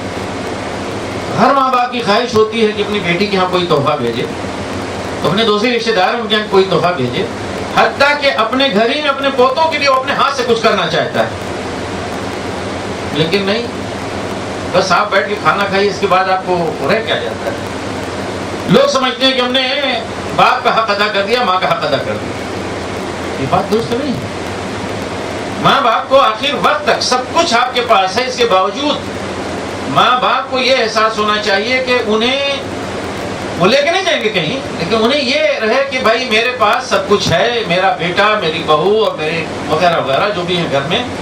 وہ ان کی ہر چیز میری ہے۔ لیکن جس دن یہ ہو جاتا ہے کہ نہیں کوئی چیز آپ کی نہیں ہے، بس آپ کو صرف کھانا ہے، تو واقعتاً وہ دلی تکلیف ان کو ہوتی ہے۔ حالانکہ آگے چل کے اگر سب ان کو دے دیا جائے تو بھی صرف کھانا ہی کھائیں گے، لے کر نہیں جائیں گے آپ کو پیسہ، لیکن صرف احساس کیا ہے، بدل جائے گا۔ اسی طرح سے رشتے داروں کا، آپ کے خاندان میں رشتے داروں میں کوئی غریب ہے، کوئی محتاج ہے، اس کی مدد کرنا، تحفے تحائف دینا، یہ حقیقت میں انسانی جو معاشرت ہے اسے مضبوط کرنا، بہتر بنانے کا بہترین ہے، اس کی تعلیم ہے۔ بہرحال اس تین چیز پہ، عدل، احسان، اطاعت ذی القربیٰ، اس پہ مفسرین نے اور باقی مؤلفین نے بہت کچھ لکھا ہے، اپنا مطالعہ اس پہ وسیع کر سکتے ہیں۔ یہ کسی معاشرے کو بہترین معاشرہ بنانا، پرامن معاشرہ بنانا اور کامیاب معاشرہ بنانا، اس کے لیے یہ چیزیں جو ہے ضروری ہیں۔ اسی کے ساتھ ساتھ اپنے اچھے معاشرے کو بچانے کے لیے، اور یہ کہ وہ اچھا ہے تو اچھا ہی رہے، خراب نہ ہونے پائے، کہا گیا ہے کہ ان چیزوں سے اللہ تعالیٰ نے روکا ہے کہ فحشہ ہر بے حیائی کا کام، بدکاری ہے، زنا ہے، عمل قوم لوط ہے، چوری ہے، ڈاکہ ہے، جھوٹ ہے، یہ ساری چیزیں اس میں آتی ہیں، بے حیائی سے روکا ہے۔ منکر ہر وہ چیز جو ایک شریف سوسائٹی جسے جو ہے برا سمجھتی ہے، اس سے منع کیا ہے۔ باقی دست درازی یعنی دوسروں کے حقوق جو ہے طلب کرنا، اس سے اللہ تعالیٰ نے روکا ہے۔ تو یہ بہترین نصیحت ہے اللہ تعالیٰ جو تمہیں کر رہا ہے، اس لیے کہ اس سے جو ہے سبق سیکھو، سبق حاصل کرو۔ اور آگے فرمایا کہ جب اللہ سے تم کوئی عہد کر لو، جب تم کوئی عہد کر لو اللہ سے، تو اللہ کے عہد کو تم پورا کرو۔ اب اللہ کا نام قسم لے کے، اللہ کا نام لے کے قسم کھائیں تو لوگوں کو دھوکہ دینے کے لیے پورا نہ کریں۔ اللہ کا نام اس لیے جو ہے نہیں استعمال کرنا چاہیے۔ اللہ کا نام لے کے تم کوئی عہد کرتے ہو تو اسے لازماً پورا کرو، اور جب تم اپنی قسمیں پختہ کر لیتے ہو، یعنی اسی عہد کو پختہ بنانے کے لیے قسمیں کھاتے ہو، تو پھر قسموں کو نہ توڑو۔ اور صورتحال یہ ہے کہ تم نے خود اللہ کو جو ہے نا اپنی اس قسم پہ اور عہد پہ کیا ہے گواہ بنایا ہے، تو جو کچھ تم کرتے ہو اللہ اس سے باخبر ہے۔ اگر ایسا نہیں کیا تو تمہاری حالت اس عورت کی جیسی ہو جائے گی، اور اس سے منع کیا کہ اس عورت کی طرح نہ بنو کہ جو اپنے کاٹے ہوئے سود کو، جسے بڑی محنت سے وہ کاٹتی ہے اور بنتی ہے، اور پھر اس کے بعد صبح سے شام تک بنتی رہی اور آخر میں کیا وہ جڑ کے رکھ دیتی ہے۔ یعنی اس ساری تگ و دو اور اس ساری محنت کا فائدہ کیا؟ آگے فرمایا کہ اپنی قسموں کو باہم ایک دھوکہ دینے کا جو ہے، ایک دوسرے کو دھوکہ دینے کا، نقصان پہنچانے کا، یا اپنے لیے تو فائدہ حاصل کریں، دوسروں کو نقصان پہنچائیں اور گمراہ کرنے کا جو ہے ذریعہ نہ بناؤ، کہ ایسا نہ ہو کہ تمہاری اس بری حرکت کے نتیجے میں ایک قدم جو دین کی راہ میں بڑھ چکا ہے آگے اور ثابت قدم ہو چکا ہے، پھر وہ پھسل جائے، ورنہ کیا ہوگا کہ تم برا نتیجہ جو ہے دیکھو گے۔ اس لیے کہ اس عمل سے اپنے تم اللہ کی راہ سے کچھ لوگوں کو روک رہے ہو۔ اس کا مفہوم کیا ہے؟ آپ جو ہے نا کوئی غیر مسلم، کوئی ہندو آیا، یہودی آیا، عیسائی ہے، اسے تبلیغ کی اور یہ بتایا وغیرہ وغیرہ اخلاق اسلام کی اور تعلیمات، وہ بڑا متاثر ہو کر مسلمان ہو۔ پھر پتہ چلا کہ آپ نے اس کے سامنے اللہ کا نام لے کر قسم کھا کر اس طرح سے دھوکہ دیا ہے کہ بیچارہ وہ کسی گھاٹ میں جو ہے اس کو پانی پینے کو نہ ملے، تو وہ تو کیا ہوگا کہ یہ مسلمان ہے، اچھا یہ مسلمان ہے، کہنے کے لیے کچھ اور ہیں، یہ الفاظ ہیں کہ ان اللہ یامرکم بالعدل والاحسان وایتاء ذی القربى، اور قسمیں کھا کر ہمارے ساتھ اس طرح سے عمل دھوکہ دیتے ہیں۔ تو الفاظ تو بڑے اچھے ہیں لیکن عمل کیا ہے، بڑے خراب ہیں۔ یعنی کوئی مسلمان کسی غیر مسلم کے سامنے اس طرح کی کوئی بری مثال پیش نہ کرے کہ وہ بیچارہ تو مائل ہے اسلام کی طرف، یہ ہو سکتا ہے ابتدائی اس میں کلمہ بھی پڑھ لیا، لیکن کسی مسلمان کی غلط حرکت کو دیکھا اور اس کی وجہ سے وہ پورے دین اسلام سے بدظن ہو کر واپس پھر گیا۔ آج آپ جانتے ہیں کہ دین اسلام میں اگرچہ جہاں پہ اس کی زیادہ مخالفت ہو رہی وہیں پہ بہت سارے لوگ اسلام میں داخل ہو رہے ہیں، اسلام قبول کر رہے ہیں، لیکن ہم تو یہ سمجھتے ہیں کہ پوری دنیا مسلمان بن جاتی ہے آج تک، اور بن جانا چاہیے۔ اور دعوت اسلام کی پیش رفت جو ہے وہ کیوں سست ہو گئی ہے اور دنیا اسلام سے کیوں ہچکچا رہی ہے، دور بھاگ رہی ہے؟ کیا دعوت اسلامی کے اندر کوئی خامی ہے؟ اس کی تعلیم میں، قرآن شریف کی تعلیم میں کوئی کمی ہے؟ لہذ باللہ ایسا نہیں ہے۔ بہت سارے لوگوں نے پڑھا بھی اچھی طرح سے اور معترف بھی اس بات کی کہ قرآن جو ہے وہ سارے ہندوؤں کو میں بھی جانتا ہوں، انہوں نے پڑھا ہے اور اس کے بڑے مداح ہیں کہ واقعتاً قرآن شریف اس میں کوئی ایسی چیز نہیں ہے کہ جس پہ اعتراض کیا جا سکے۔ رہ گئی وہ چیزیں جو آج دنیا میں بڑا ایک ہوا کھڑا کر کے پیش کی جا رہی ہیں، تو ابتدا میں کچھ لوگ ایسی میڈیا سے معروف ہو کر واقعی وہ بغیر غور اور فکر کیے وہ بھی سمجھ لیتے ہیں کہ کوئی بری چیز ہے، لیکن کیوں ہی شور ہوتا ہے اس کے بعد پھر جب لوگ غور کرنا شروع کرتے ہیں تو آ جاتے ہیں کہ بھائی واقعتاً یہ تو مسلمانوں کے ساتھ ظلم ہو رہا ہے، مثلاً پردے کا معاملہ، نقاب اور حجاب کا معاملہ، اس میں پوری دنیا کی جو ہے نا وہ اب آہستہ آہستہ کیا ہے، مسلمانوں کو ان کی ہمدردی حاصل ہو رہی ہے۔ تو وہ سارے لوگ جانتے ہیں، لیکن وہ یہ دیکھتے ہیں کہ بھائی یہاں پہ تو تعلیم دی جا رہی کچھ اور عملاً مسلمان جو ہے وہ کچھ ہیں۔ مثلاً کسی ہمارے یہاں کے ایک بہت یعنی یہ کہہ لیجیے کہ دعوت دین اور خاص طور سے غیر مسلموں میں دعوت دین کے لیے بہت مشہور شخص ہے، انتقال کر گئے، اپنی زندگی اس میں لگا دی۔ کہہ رہے ہیں کہ صاحب بڑی دشواری پیش آتی ہے، بڑی دشواری پیش آتی ہے، ہندوؤں کے اندر بڑی آمادگی پائی جاتی ہے اس کے لیے، یعنی اچھی بات سننے کے لیے، دین کی بات سننے کے لیے، اسلام اور قرآن کی بات سننے کے لیے بڑی آمادگی پائی جاتی ہے، لیکن ہمارا معاشرہ جو عملی تصویر دین کی پیش کرتا ہے وہ ان کی تصویر ان کے ذہنوں میں اس طرح سے بیٹھ گئی ہے کہ ہم سمجھاتے ہیں اور آخر میں جب لیکچر ختم ہوتا ہے تو ان کی سمجھ میں یہی بات آتی ہے کہ بھائی ٹھیک ہے، سب اچھے ہیں، سب ایک ہی سب الگ الگ راستے ہیں لیکن ایک ہی منزل ایک ہے۔ یعنی ہندوؤں کا یہ وہ ہے کہ راستے الگ الگ ہیں، یہ ہندو مت ایک راستہ ہے، اسلام ایک راستہ ہے، عیسائیت ایک راستہ ہے، الگ الگ راستے ہیں لیکن یہ سب جا کے ایک ہی جگہ ایک ہی منزل پہ پہنچاتے ہیں۔ کیوں؟ ان سے جب کہا جائے ایسی بات نہیں، کہتے ہیں بھائی وہی بات ہے، بلکہ کہتے ہیں آپ کا بھاشن یعنی تقریر، اس کو بھاشن کہتے ہیں، آپ کا بھاشن سن لیا بڑا اچھا لگا، لیکن ہمارے یہاں تو وہی چیزیں ہیں بلکہ آپ سے بہتر ہیں۔ انہوں نے کیا کہا کہ ہم سے یہ کہا گیا کہ بھائی ہم تو یہ دیکھتے ہیں کہ جو ہمارے ہیں وہی آپ کے یہاں ہیں، جو آپ کے ہیں وہی ہمارے یہاں، بلکہ ہم آپ سے بہتر ہیں، ہمارا کھڑا ہے آپ کا لیٹا ہے، مطلب ان کا بت باہر ہے، زمین کے اوپر وہ بیٹھا ہوا ہے کھڑا ہے، اور ہمارا بت جو ہے زمین کے نیچے سویا ہوا ہے قبر میں۔ بات تو ایک ہی ہے، واللہ اس طرح کی بات جو ہے نا وہ کہتے ہیں۔ تو وہ پورے دیکھ رہے ہیں بر صغیر میں، دنیا میں، خاص طور سے بر صغیر میں۔ تو ہندوستان تو خیر آپ یہ کہہ سکتے ہیں کہ چلیے بھائی وہ ہندوؤں کا ملک ہے، شاید مسلمانوں نے متاثر ہو کے، حالانکہ آج کی بات نہیں، جب مسلمان حکومت کرتے تھے تب۔ پاکستان کو کیا ہو گیا ہے، بنگلہ دیش کو کیا ہو گیا؟ وہ درگاہیں جو بنی ہوئی ہیں جہاں پہ ننگے بابے پھرتے ہیں، جہاں پہ حرام خوریاں ہوتی ہیں، جہاں پہ کھلا کھلا اللہ کے ساتھ شرک کیا جاتا ہے، ان کو کیا ہو گیا ہے؟ تو اسلامی مالک ہے نا۔ تو وہ تصویریں کیا لوگ نہیں دیکھتے ہیں غیر مسلم؟ پھر وہ کہتے ہیں معاملات کے بارے میں، دوسری چیزوں کے بارے میں، تو یعنی خلاصہ یہ کہ وہ کہتے ہیں کہ بھائی جو اسلام ہے وہی کفر ہے، جو کفر ہے وہی اسلام، یہی بیچاروں نے سمجھا۔ اس سے روکا گیا ہے مسلمان غلط جو ہے نا تصویر نہ پیش کریں۔ پھر آگے آیت نمبر 57 میں فرمایا اہل ایمان کے بارے میں بڑی اہم بات ہے کہ من عمل صالحا من ذکر او انثى وهو مؤمن فلنحيينه حیاتا طیبہ، کہ کوئی بھی مومن مرد یا عورت جو عمل صالح کرے تو اسے ہم پاکیزہ زندگی بسر کریں گے، پاکیزہ زندگی بسر کروائیں گے۔ وَلَنَجْزِيَنَّهُمْ أَجْرَهُمْ بِأَحْسَنِ مَا كَانُوا يَعْمَلُونَ، اور جو عمل وہ کرتے رہے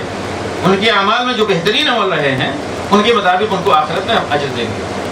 آج کے زمانے میں یہ سمجھا جاتا ہے کہ کسی کے گھر میں کسی کا بیٹا یا بھائی وہ بڑا دیندار ہو گیا تو مطلب یہ کہ تباہی ہو گئی، نقصان ہو گیا۔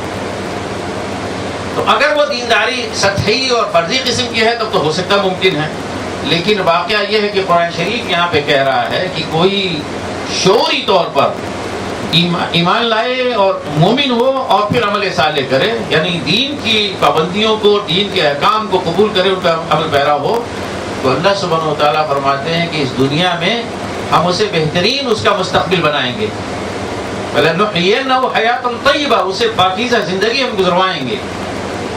یہ نہیں کہ اب یہ جو ہے صاحب مومن ہو گئے اس کا مطلب گئے قلاش، اب تو یہ تو نہ تو اپنے بچوں کو پڑھا سکتے ہیں، نہ کھلا سکتے ہیں، نہ اچھا کپڑا پہن سکتے ہیں، نہ گھر بنا سکتے ہیں۔ یہ غلط مفروضے ہیں۔ حقیقت میں وہ جو اپنے ایمان میں ڈاما ڈول ہوتے ہیں ان کے ساتھ ہی معاملہ ہوتا ہے۔ لیکن اگر ایک آدمی واقعتاً اللہ پر ایمان رکھتے ہوئے کہ ہاں میرا رب ہے، میں پہلے بھی اس کی چیزوں کو یعنی واضح کرتا آیا ہوں، اس پہ زور دے کے کہتا رہا ہوں کہ اللہ پر ایمان، اس میں ہمیں ناز ہونا چاہیے، اور یقین کی حد تک یہ ہو کہ ہمارے ہاتھ میں سامنے جو چیزیں ہیں اس کے بارے میں تو ہمیں شبہ ہو،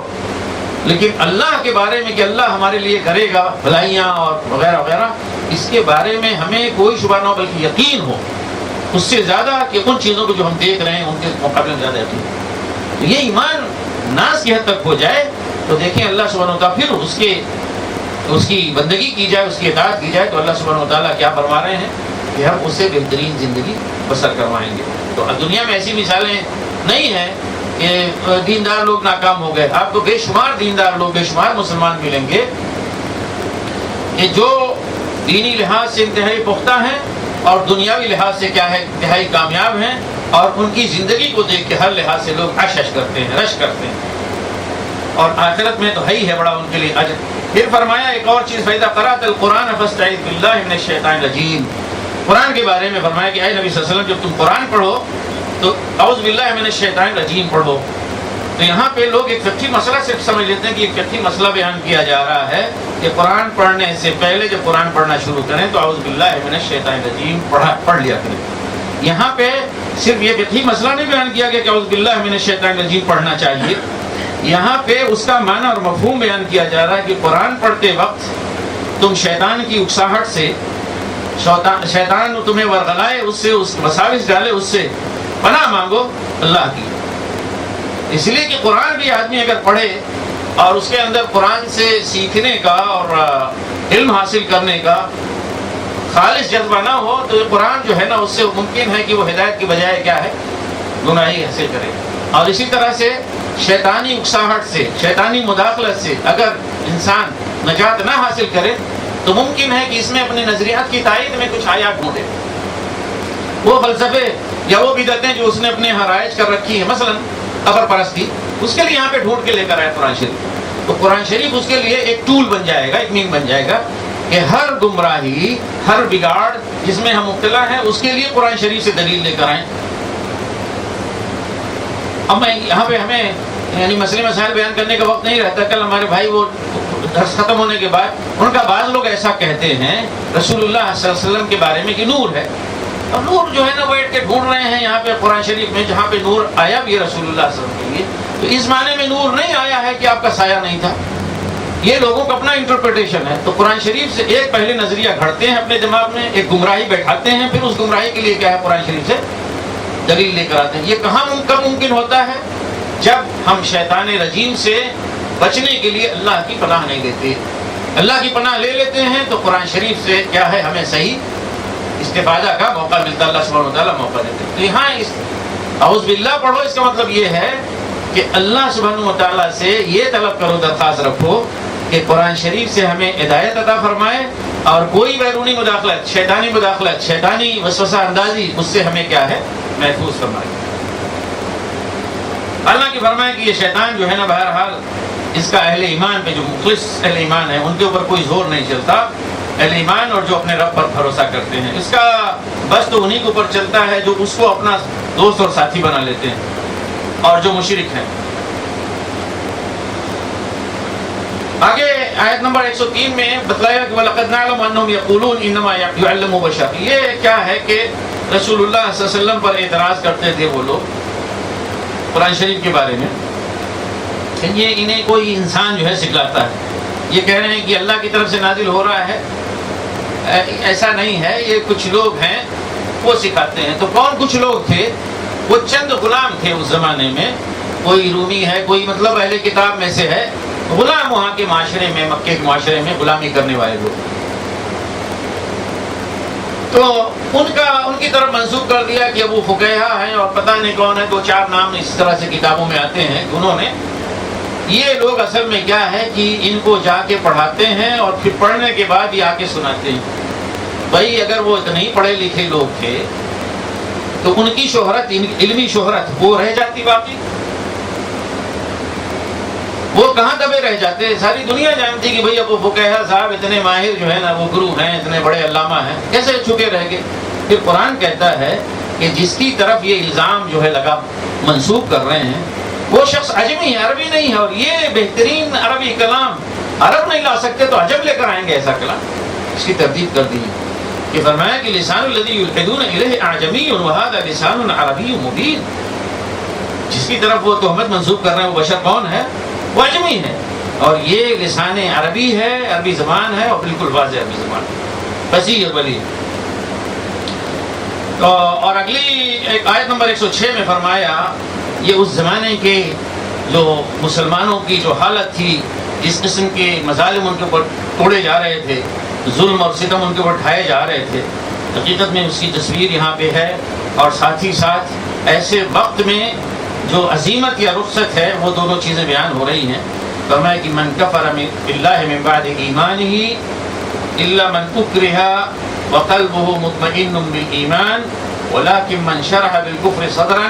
فعلیہم غضب من اللہ ولہم عذاب عظیم. جو ایمان لانے کے بعد کفر کا رویہ اختیار کرے، ایمان لانے کے بعد جو اللہ کے ساتھ کفر کرے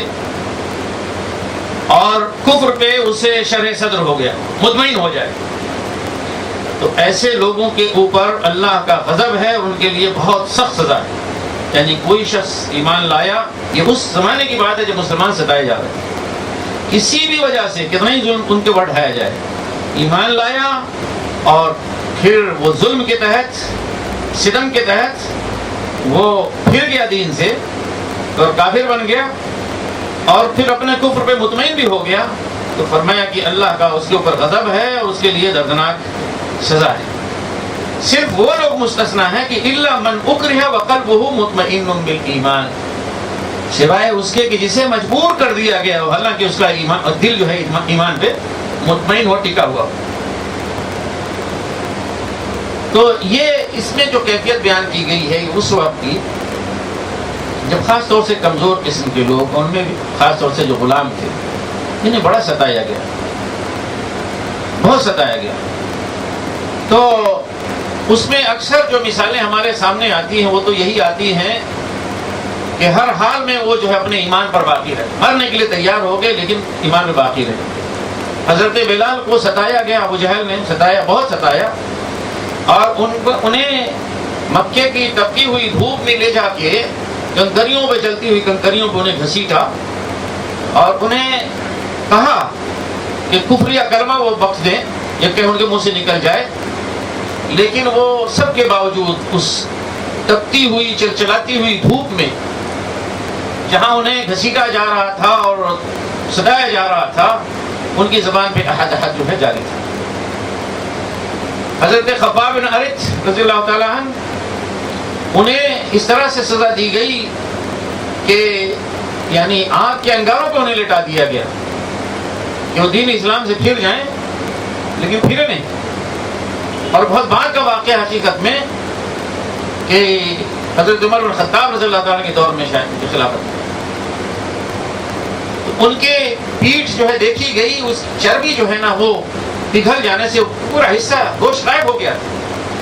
یہ انہیں انگاروں پہ لٹایا گیا تھا اس طرح سے کہ ان کے گوشت اور ان کی چربی سے وہ آگ جو ہے ٹھنڈی ہو گئی، لیکن اس کے باوجود بھی وہ پھرے نہیں. بعض مثالیں ایسی ملتی ہیں کہ انہیں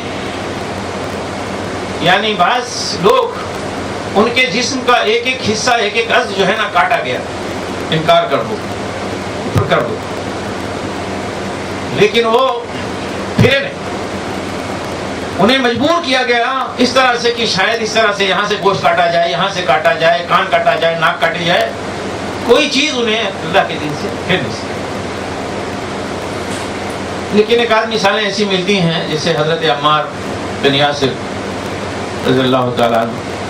تو حضرت عمار نے اپنے آنکھوں کے سامنے دیکھا کہ اپنے ماں اور باپ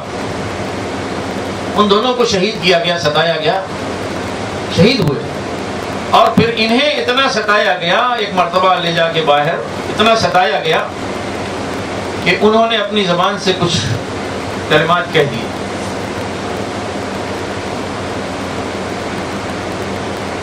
یہ ٹویوٹا کیمری 3